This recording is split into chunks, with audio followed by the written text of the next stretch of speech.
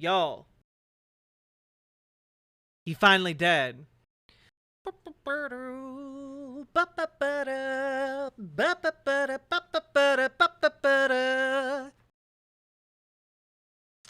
Henry Kissinger, or the notorious war criminal, dead as a doornail at 100 years old. Life was too kind to him. And frankly, in death, some people are still too kind to him. Here's NPR.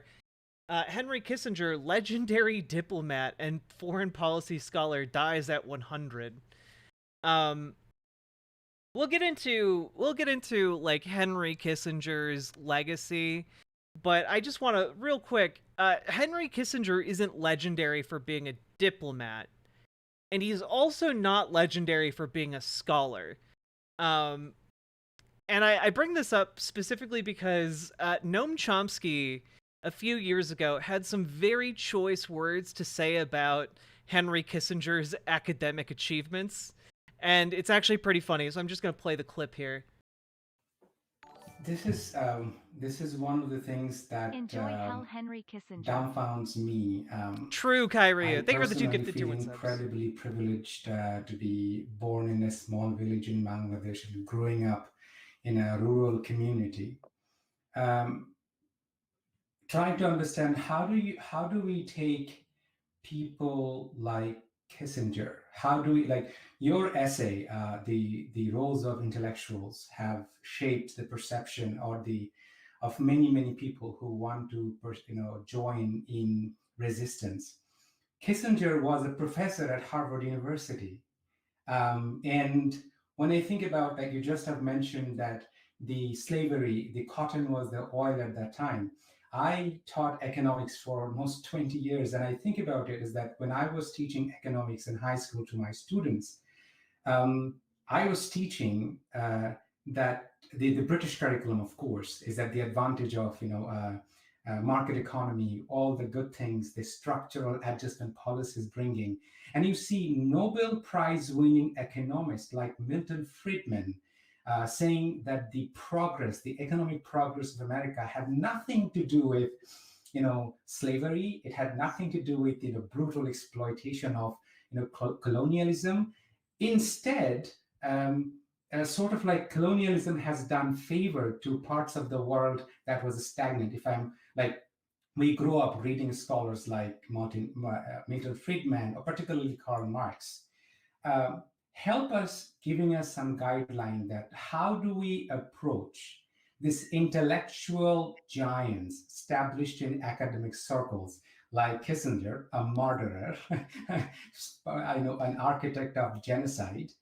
We read people like Milton Friedman. How do we approach these intellectual giants and look at them critically, not accepting what they're just saying, for its face value? Well, first of all, we should. I just want to pause this after this very in depth question, where this individual Firoz um asks about the intellectual giant Kissinger. Ripperoni in pepperoni. Henry, you evil fucker. His handiwork in East Asia will forever be known as one of the most evil agendas that has ever been executed. True. BWA. True. Um, but keep it just the intellectual giant, the academic legend, Henry Kissinger. And I want you to all to look at Noam Chomsky, okay? This unassuming man who this is from 2 years ago, okay? This is from 2 years ago. Like, Noam Chomsky is ancient.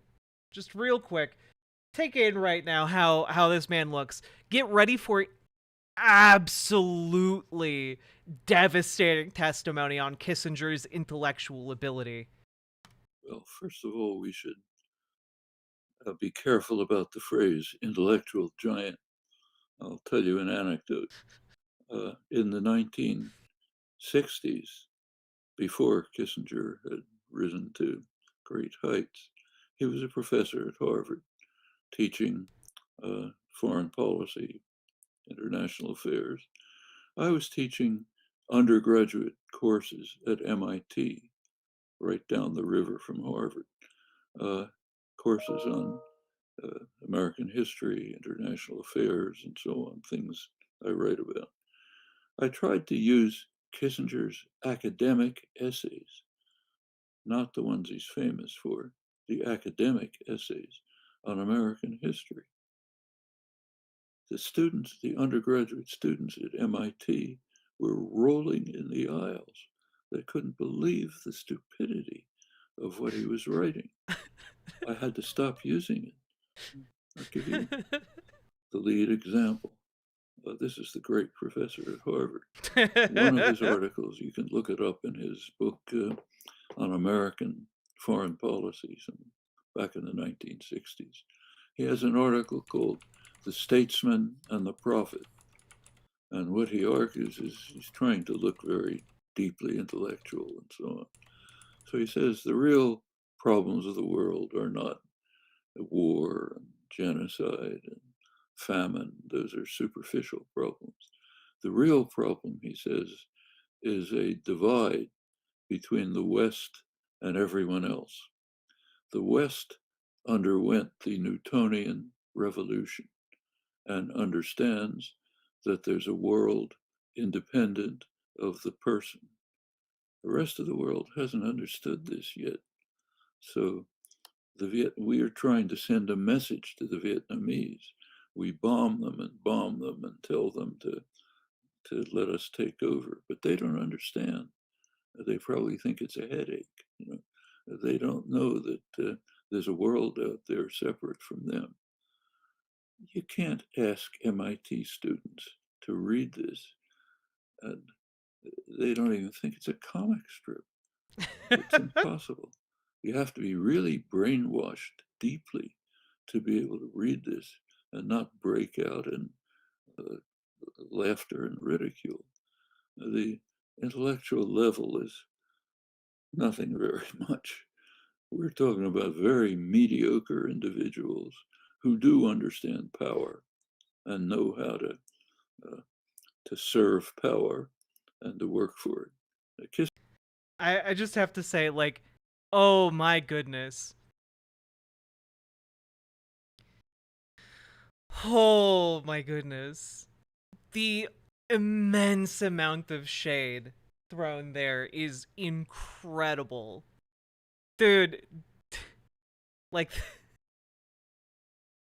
just I used to teach his articles to my students, and then they all rolled in the aisles with laughter because they could see through its insane propaganda. Anyway, good job, NPR, diplomat and foreign policy scholar, intellectual giant. Good riddance.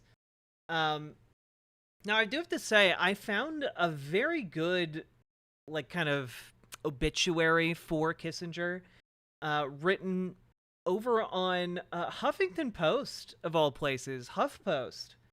It's not a site I've seen doing much lately, but dang, they went hard.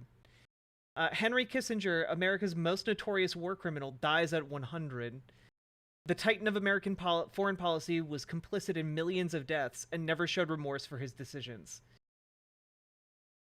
Just absolutely the obituary he deserved. Right? By the way, he still, at the time of his death, had a consulting firm. Like, he was still at 100 years old contributing to horrific foreign policy. Like, his entire career was dedicated to just how many, like, non-white people he could kill. Or get killed, indirectly. It didn't really make a difference to him. So Kissinger served as Secretary of State and National Security Advisor under Presidents Richard Nixon and Gerald Ford, positions that allowed him to direct the Vietnam War and the broader Cold War with the Soviet Union, and to implement the stridently realist approach, in quotes, that prioritized U.S. interests and domestic political success over any potential atrocity that might occur. let me check something just real quick.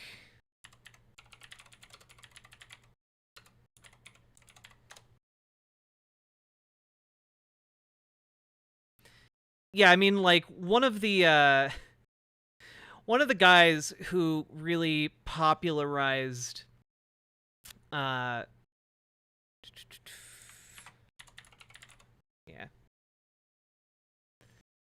was essentially one of the guys who popularized the idea of domino theory during the Cold War.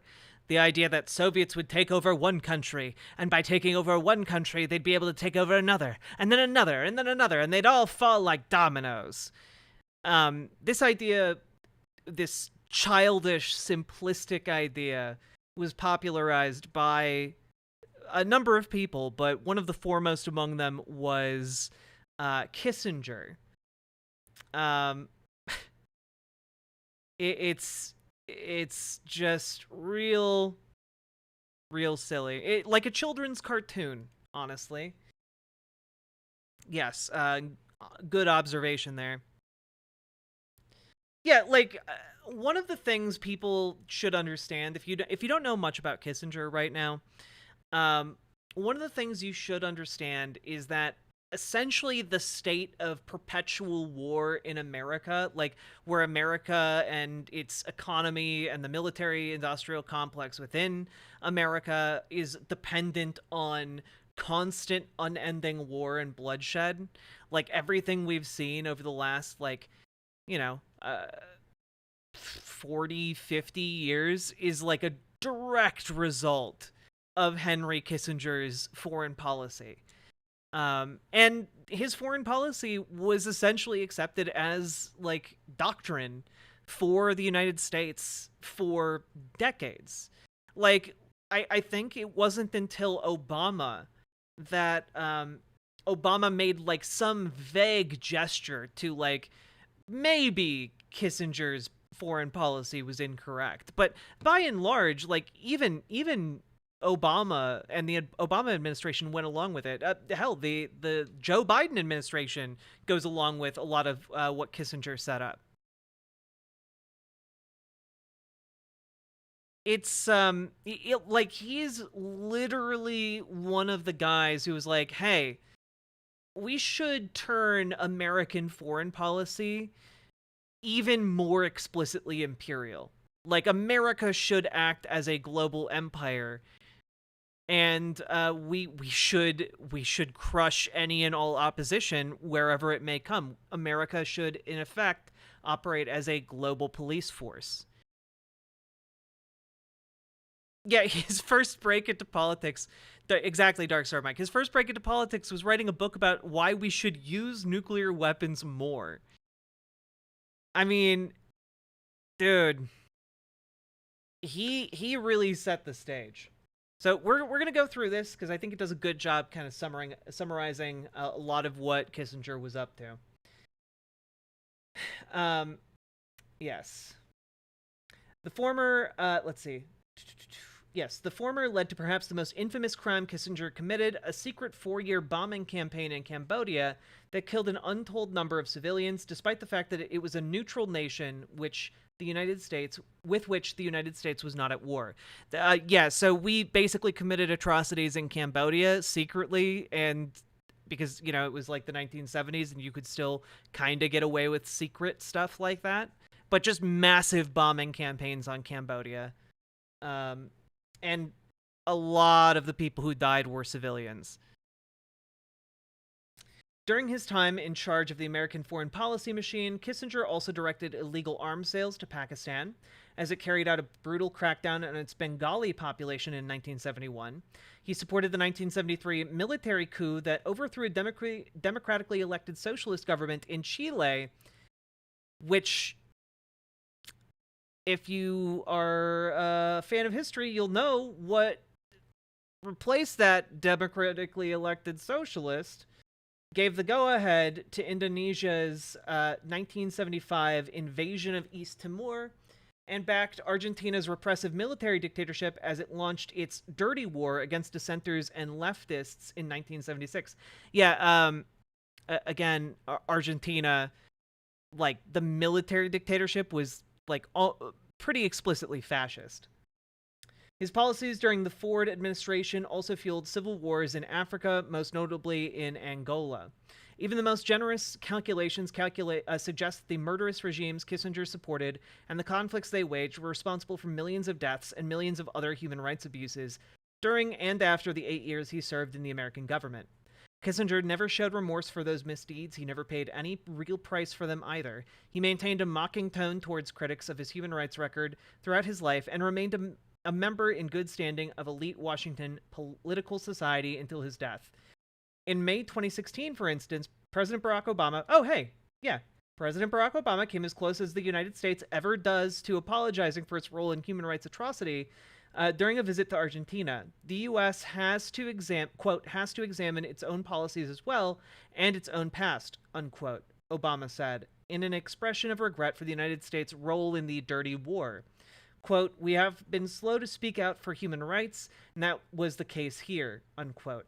He pledged to declassify thousands of documents related to the dictatorship's reign of terror and U.S. support for it. The examination must have been quick. 2 months later, the Obama administration handed Kissinger, and who those documents showed had cozied up to Argentinian military dictator Jorge Rafael Videla in the 1970s, the Distinguished Public Service Award, the highest honor the Pentagon offers civilians. So, yeah, immediately after, like, saying, hey, you know, maybe the United States did some bad stuff in Argentina, they handed him the highest honor you can give him. So, you know, just cool stuff like that. Kissinger's acolytes argue that honors like these are more than deserved. His accomplishments, including an opening of relations with China and detente with the Soviet Union, outweigh any abuses that helped make them possible. At the very least, they posit the abuses were part of a cold calculation that ensuring a nation's survival sometimes leaves tragically little room for private morality, as Robert D. Kaplan argued in 2013. Kissinger's defenders suggest that even more death may have occurred if the U.S. had pursued a more morally grounded foreign policy instead. I love that essentially his defenders are like, yeah, he was heinous, but, you know, sometimes you just gotta do a little genocide as a treat. Like that's unironically their argument.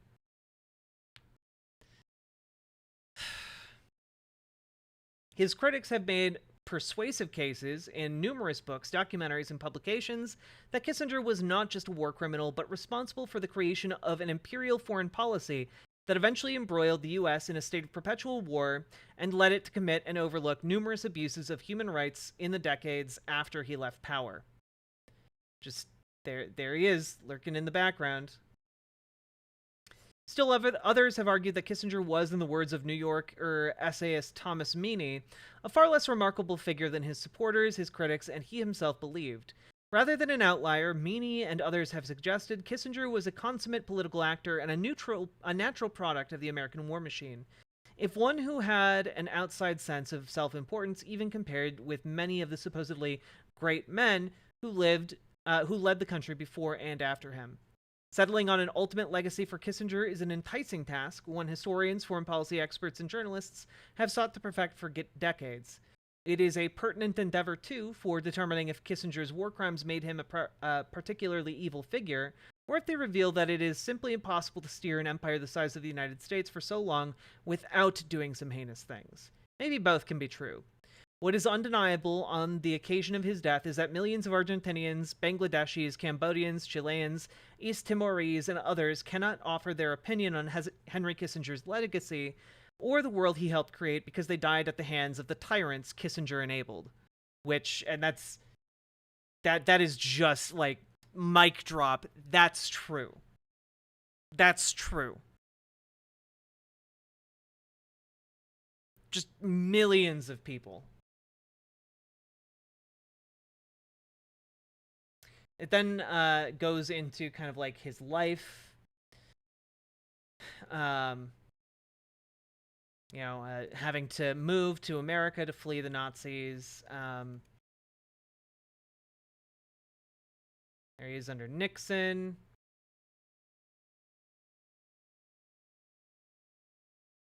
Yeah, Kissinger personally approved each of the 3,875 Cambodia bombing raids that occurred between 1969 and 1970. Like, each bomb that was dropped in Cambodia was done with his approval. Just out of curiosity.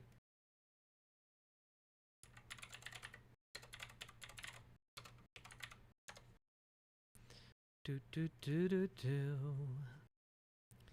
Ba-da-da-ba-ba-da-ba-ba-da-ba-ba. Ba-da-ba-ba-da-ba.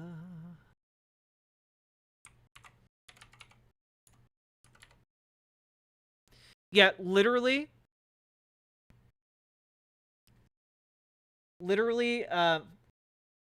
this is Operation Menu, the covert bombing campaign against Cambodians. The estimated casualties and losses unknown. Estimated population of the target areas for Operation Menu was more than 4,000 Cambodian civilians. Much higher estimates of civilian casualties in the tens of thousands are confusing Operation Menu with Operation Freedom Deal. So again, literally unknown how many people he killed.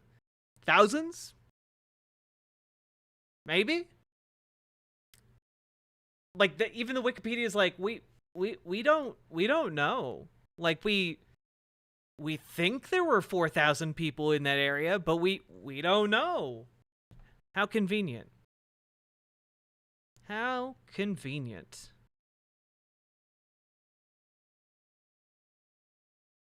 I'm team both are true, but like with an emphasis on just how terrible and evil Kissinger was. Yeah.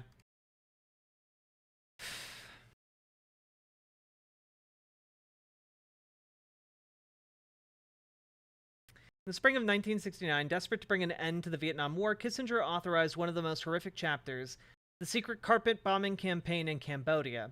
The theory was it would force North Vietnam to accept improved U.S. conditions for ending the war, an early use of bombs as an instrument of diplomacy approach, as Yale historian and fierce Kissinger critic Greg Grandin has described it, that has become a hallmark of U.S. foreign policy.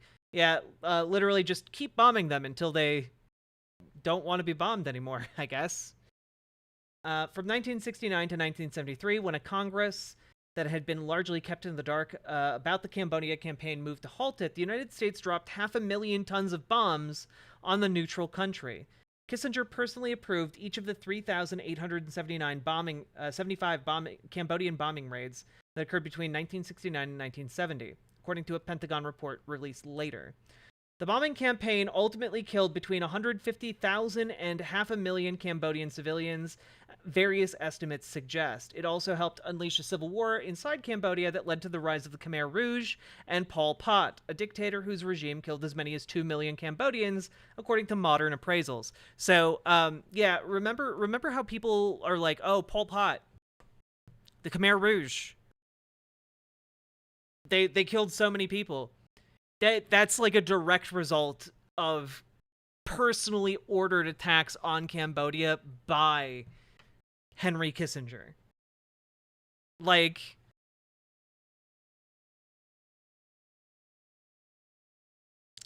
it's disgusting. It is disgusting. But again, the ultimate death toll of this is unknown. It's unknown.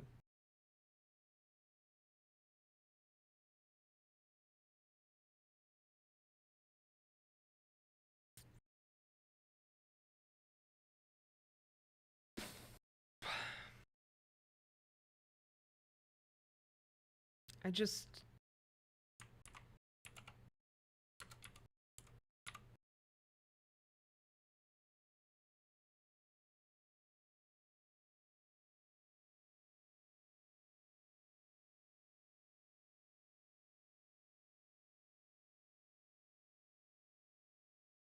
Yeah, I mean, like, the amount of death in Cambodia alone that is attributable to Kissinger is just insane. Insane.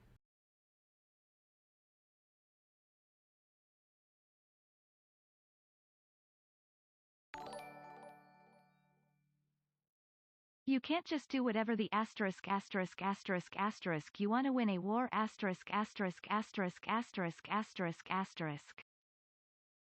Yeah, here's just a small snippet of the Cambodian landscape following a bombing run from the U.S. Again, just dropping an incredible amount of munitions on just normal civilians. I'm starting to think that foreign countries should have an isolationist stance when it comes to America. America is just the worst. Well, see, this is the thing, right? This is the thing. Accurate information about how American foreign policy is bad, like, makes the leftist inclination towards American diabolism very understandable. Like, America's foreign policy, it has been catastrophically terrible in many, many, many cases. And so, as a default stance, a lot of, like, especially younger leftists, like, just default to saying, well, America has done bad things, therefore the things it is doing now must be bad, without looking into it at all. You know? Hey, Doodleburb. It's basing like ideas about current situations on past ones, which is good, on accurate information, which is also good, but without taking into account the current situation, which is kind of where American diabolism goes incredibly wrong. You need to be able to assess an individual situation.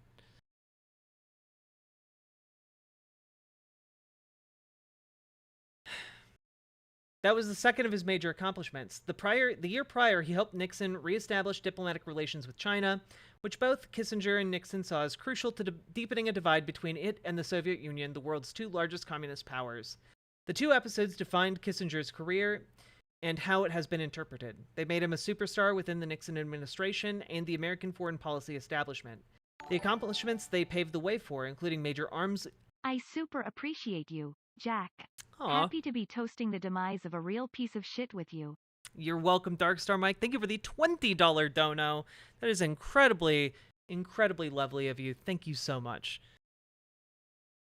And hello, consensual love with your ma. Hope you're having a good one. And Troma! Clarice says hi.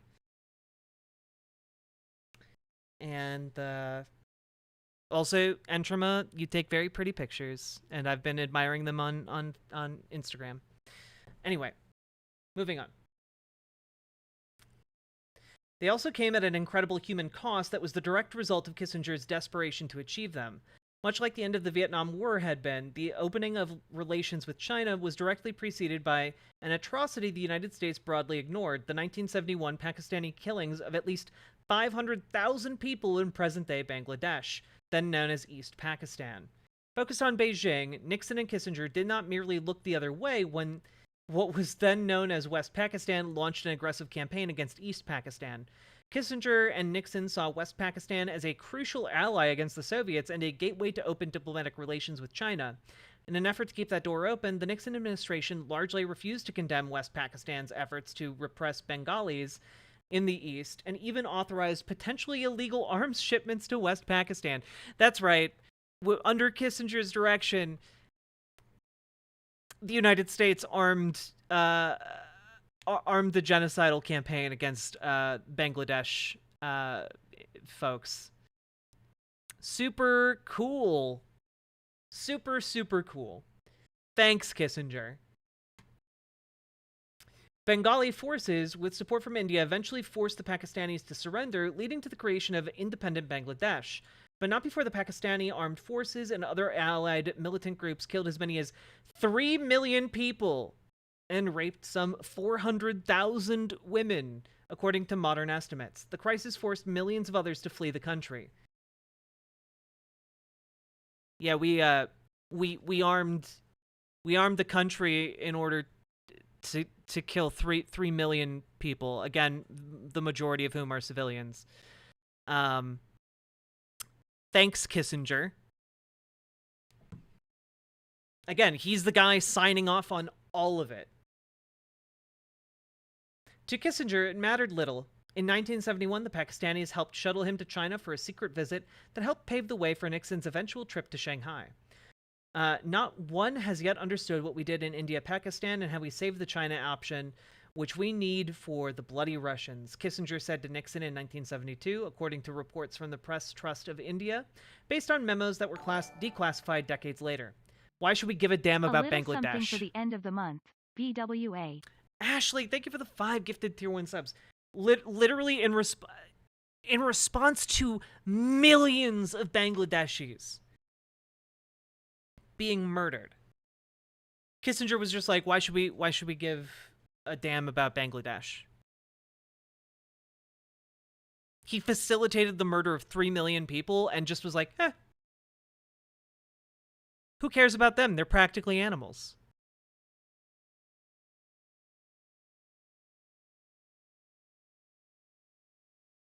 Declassified memos and notes have made it clear that Kissinger rarely missed a chance to take a similarly cavalier approach to human rights and democracy as his career progressed. After Chileans elected socialist president Salvador Allende in 1970, Kissinger and Nixon almost immediately began plotting the overthrow of his government. The Chilean military carried out a coup in 1973, and General Augusto Pinochet, a fascist, established a murderous dictatorship that killed an estimated 3,000 supposed dissidents and tortured as many as 40,000 more, according to a National Truth Commission established after Chile's return to democracy in 1990. Yeah, they had a military dictatorship for, 20 or 17 years, like a fascist dictatorship. Yeah, dude, and here's when you know it, here's Henry Kissinger with Pinochet, a fascist dictator. Wow. All right, look at these two good buddies. They're smiling and having a good time.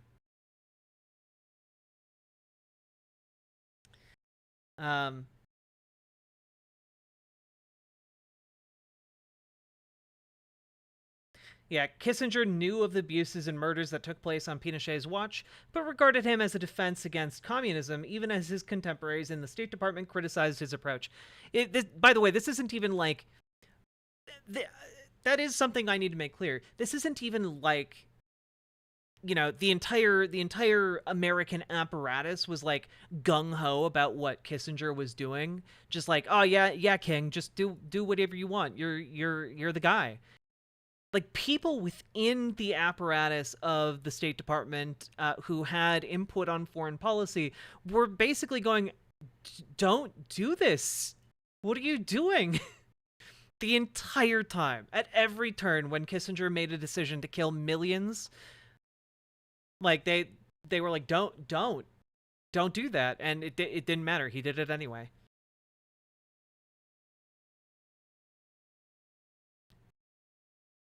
God. Ever disdainful of what he saw as moralistic bureaucrats, Kissinger mocked the concerns State Department officials expressed about the dictatorship's abuses. I read the briefing paper for this meeting, and it was nothing but human rights, he told the U.S. official about Chile in 1973, according to records obtained by the National Security Archive, a nonprofit library of public records and declassified documents. The State Department is made of people who have a vocation for the ministry. Because there are not enough churches for them, they went into the Department of State. Like, his response to, like, hey, maybe we shouldn't pursue foreign policy that leads to millions of people being slaughtered, was just like, oh, look at you guys, little altar boys in the church. Ooh, woo. Like, he was a monster, an unrepentant monster. Kissinger, who had already become Secretary of State just a month after Pinochet's coup, told State Department officials in October of 1973 that the United States should not position itself as a defender of the military regime's human rights abuses. But U.S. policy, he explained, was that no matter how unpleasant they act, the Pinochet government is better for us than the Allende was. 3 years later, he told Pinochet in an official meeting that the Chilean dictatorship had become a victim of international propaganda efforts and that had distorted its human rights record, according to declassified documents that notably were not shared with the U.S. Senate Select Committee that investigated covert American actions in the Chilean coup. Damn, that's crazy, dog. It's almost like Kissinger was evil, even by like bad American foreign policy standards. Even by bad American foreign policy standards, he was evil. Like, he was largely regarded by the State Department as evil. God. Like imagine, like, he's been saying like, oh yeah, no, people only think the Chilean dictatorship that's run by the fascist Pinochet, they only think that it's evil and bad because of all of this international propaganda, not because it's actually doing evil and bad things, tee-hee, despite knowing full well they're doing evil and bad things. My evaluation is that you are the victim of all left-wing groups around the world and that your greatest sin was that you overthrew a government that was going communist, he told the Chilean. In December of 1975, Kissinger and Ford flew to Indonesia to meet with Suharto, a military dictator who took control of the country after the overthrow of Sukarno, an Indonesian nationalist, in 1967. At the time, Suharto was considering an invasion of neighboring East Timor, which was seeking independence. The US and Suharto feared the independence effort could lead to an anti-colonialist government sympathetic to the Soviets. Suharto launched an invasion not long after Kissinger and Ford returned to the United States, and declassified memos have shown that he did so knowing that he had the full approval of the White House. Thanks, Kissinger. It is important that whatever you do succeeds quickly, Kissinger told Suharto, according to declassified memos obtained by the National Security Archive. It would be better, he continued, if it occurred after he and Ford had returned to the United States. Indonesian forces proceeded to carry out what historians now regard as a genocide of the East Timorese populations. Some estimates suggest they murdered 2,000 people in the initial days of the invasion alone. A Truth and Reconciliation Committee later suggested that between 100,000 and 200,000 East Timorese people died throughout the conflict and the resulting Indonesian occupation of the island, which lasted until 1999. You know, just 24 years. Just a 24-year-long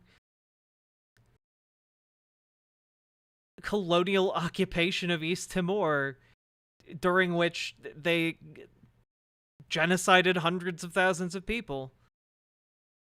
Kissinger, if there is a God, and there is any justice in that God's universe, Kissinger is burning in hellfire right now.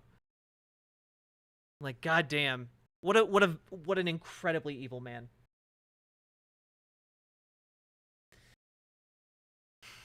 Near the end of his time, and by the way, this is again just during 8 years. 8 years.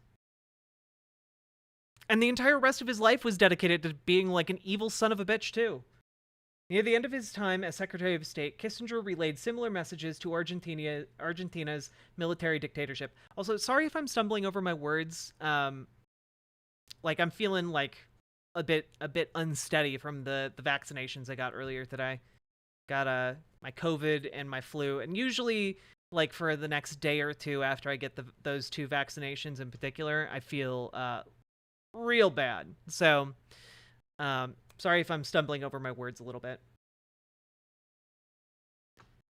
What are we at? 3 genocides? Yeah, we're at like 3 or 4 now.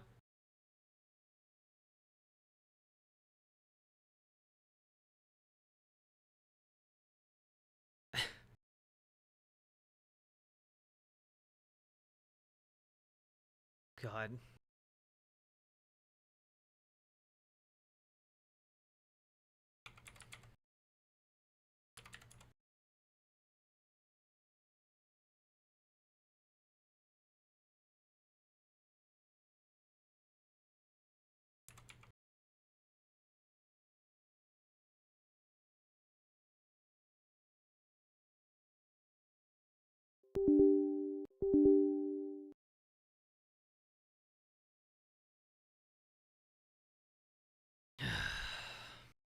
God. All right. Moving on. Sorry, I had to take like a moment.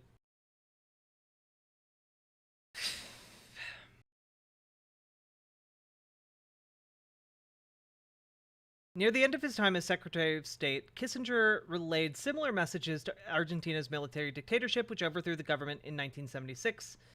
In a meeting that year, Kissinger told the country's foreign minister to get the terrorist problem, by which he meant dissenters against the new dictatorship, over as quickly as possible, according to memos declassified in 2002 and obtained by the National Security Archive. The Argentine left the meeting convinced the U.S. had greenlit its dirty war, and that Kissinger considered the elimination of dissenters far more important than human rights. The same year, Kissinger visited Brazil and showered praise on the country's military dictatorship, which had come to power in a coup in 1964 before Kissinger entered government. By then, though, it was well known that the regime was in the midst of its most brutal period of repression. In 2014, the country's National Truth Commission found that the dictatorship killed at least 434 political dissidents and tortured thousands more. Kissinger's sympathy for tyrants continued after he left the government in 1977.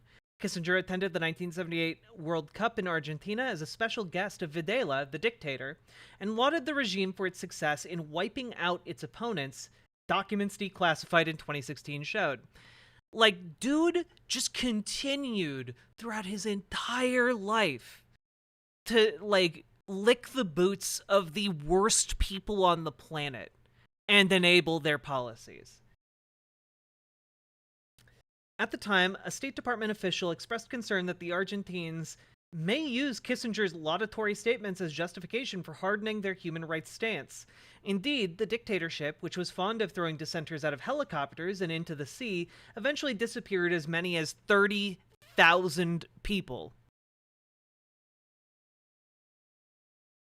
And by disappeared, basically what would happen in Argentina is there were secret police. If you were kind of overheard disparaging the government or possibly getting a little too popular, you would just disappear one day. They would black bag you, and you would never be seen again. Again, like, there were stories of people being thrown out of helicopters to their deaths, but for the vast majority of people who were disappeared, like, we know absolutely nothing about what happened to them.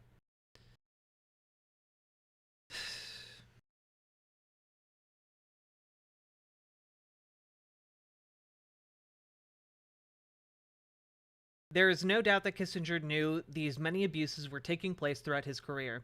In 1971, Archer Blood, the U.S. Consul General in East Pakistan, wrote a memo detailing Pakistani atrocities in Bangladesh, telling his superiors that Pakistan was systematically eliminating Bangladeshis by seeking them out and shooting them down. A month later, he authored another telegram accusing the U.S. of displaying moral bankruptcy for refusing to condemn or attempt to limit the violent crackdowns on East Pakistan. Our government has failed to denounce the suppression of democracy. Our government has failed to denounce atrocities, the telegram read. Not long after Blood sent the memo about Pakistan, Kissinger and Nixon reassigned him to a diplomatic post in Washington.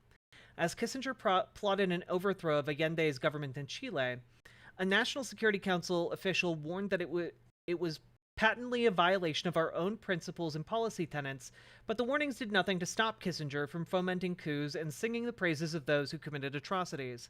Kissinger believed these atrocities were worth it, both to stop the spread of the Soviet communism and to bolster American interests and credibility in the world.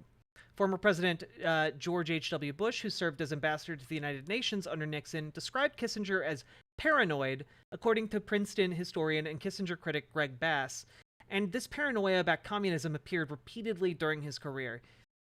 Like, I mean, do you guys have any idea how big of a just psychopath you have to be for George H.W. Bush to be like, this guy, he's cuckoo, he's cracked in the head. Like one of the Bush boys was able to, like, look at you and be like, you're crazy. You're a crazy old man. You gotta be far, far gone, dude. Like, and George W. Bush was a conservative, mind you. And even he was like, Ugh. This Kissinger guy, up to no good. No good, very bad. Kissinger saw Allende's election in Chile as evidence of the unstoppable march of Marxism that might overtake the world if the U.S. didn't act to stop it, and the Pinochet regime's abuses as merely a necessary price to pay to stop it.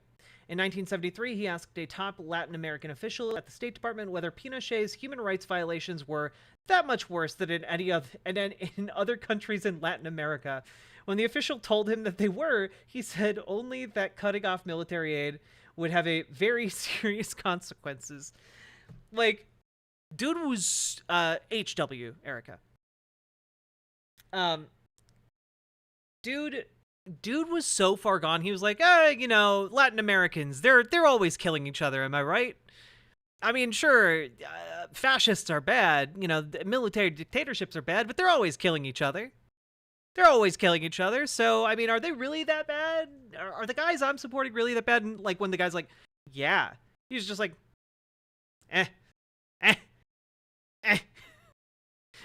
you're crazy.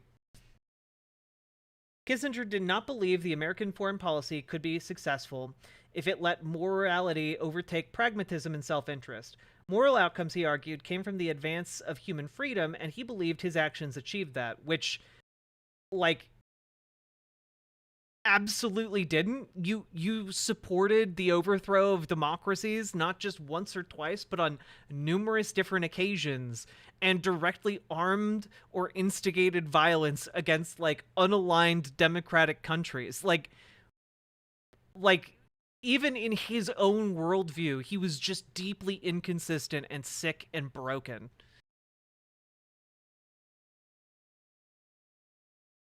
Yeah, John Bolton probably takes a lot of notes from Kissinger. I'm not gonna say that there isn't a sizable number of people in the foreign policy, side of things that don't look up to him, and I'm guessing John Bolton absolutely looks up to him, but I wouldn't say Kissinger represents par for the course at all. A country that demands moral perfection of itself as a test of its foreign policy will achieve neither perfection nor security, Kissinger wrote in his 1994 book, Diplomacy. He also despised armchair quarterbacks. Governing, he posited, is difficult and doesn't allow for the luxury of hindsight that academics and his critics enjoy. The analysts run no risk. If his conclusions prove wrong, he writes another treatise. He wrote in Diplomacy, "The statesman is permitted only one guess. His mistakes are irretrievable." Kissinger's defenders argue that his critics now treat the West's victory in the Cold War as a foregone conclusion, and that across the world revolutionary nihilists were busy massacring people too. But these are convenient excuses for many of the atrocities Kissinger tolerated or authorized, and they ignore that many of Kissinger's contemporaries often saw clear paranoia and fault in his actions well in advance. Is Allende a moral threat to the U.S.? Viran Vekei, the NSC official who criticized Kissinger's efforts to foment a coup in Santiago, asked in a 1970 memo that was later obtained by the National Security Archive. It is hard to argue this. Yeah. In 2003, the film director Errol Morris released The Fog of War, a documentary featuring former U.S. Defense Secretary Robert McNamara, who oversaw much of the Vietnam War. The film centered McNamara, detailing lessons he had learned from the experience as he sought to make peace with the immense moral burden of his actions in Vietnam, as the New Yorker's John Lee Anderson wrote in 2016. Kissinger never engaged in any such reflection. Instead, he continued to peddle lies about his actions, including an absurd suggestion in 2014 that U.S. drone warfare had resulted in more deaths than the Cambodian bombing campaign. Yeah, literally throughout his life, he was just so divorced from the consequences of his actions that he'd be like, the United States during X conflict, we killed more people than died in the Cambodian bombing campaign.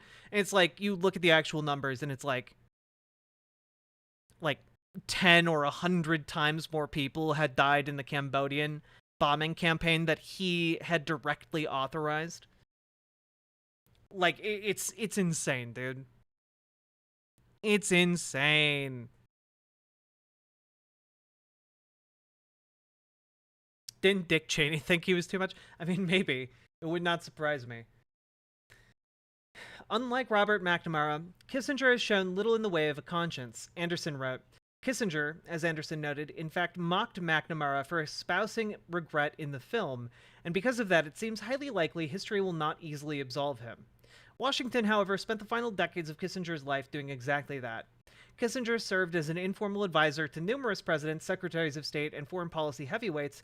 Even after he left the government, he was welcome at Washington's swankiest dinner parties, feted by leaders of both major political parties and large think tanks, and given generous platforms to offer his advice and perspective on American military crusades in the pages of the country's most prominent newspapers and on the airwaves of its biggest TV and radio networks.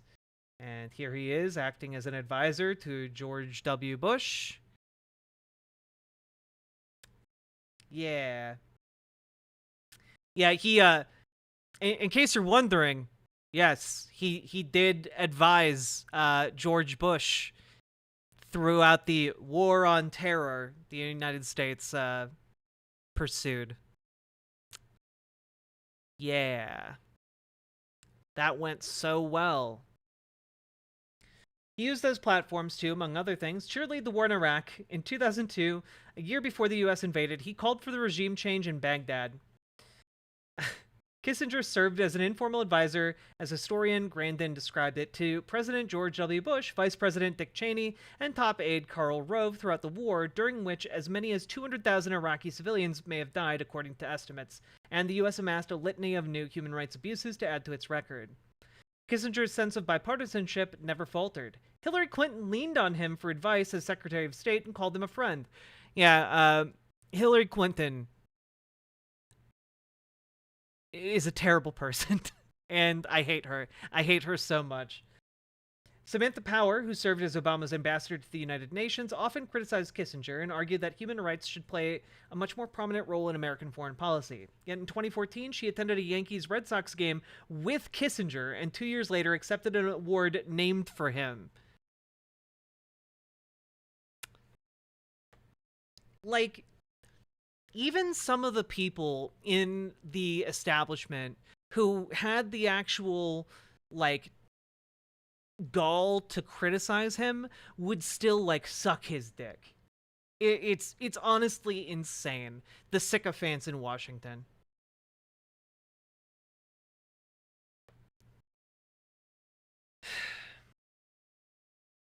The Obama administration leaned on the bombing of Cambodia as the legal justification for its drone wars. Yeah. Obama, as time goes on, not looking as good as he did back in the day, and it wasn't very good already. Including the targeted killings of American citizens abroad. That his influence never waned makes it easy to see Kissinger's fingerprints on every ill, or accomplishment, as his acolytes would frame them, that followed.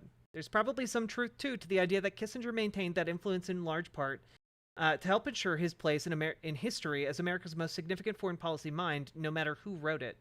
The United States, after all, overthrew numerous democratically elected governments, waged secret bombing campaigns, and permitted human rights abuses well before Kissinger came into power. And the US government has carried out decades of endless war that have resulted in significant civilian death tolls, the expanded use of torture, indefinite detention, illegal rendition, and extrajudicial murder since Kissinger left government.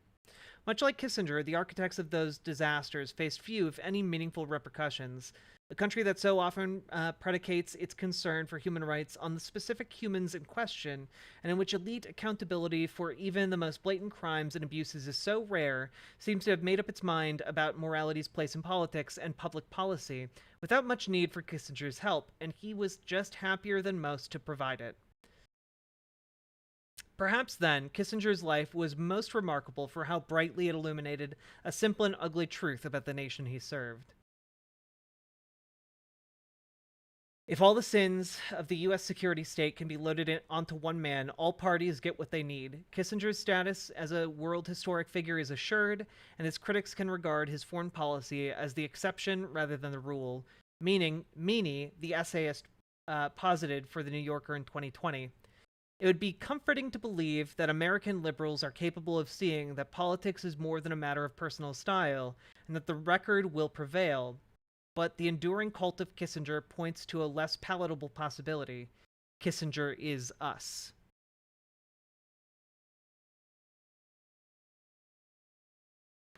Henry Kissinger was a terrible human being, and he pulled the trigger on some of the worst war crimes America has ever been complicit with in the modern century. But this article is right. Like the American imperialism far predates Kissinger.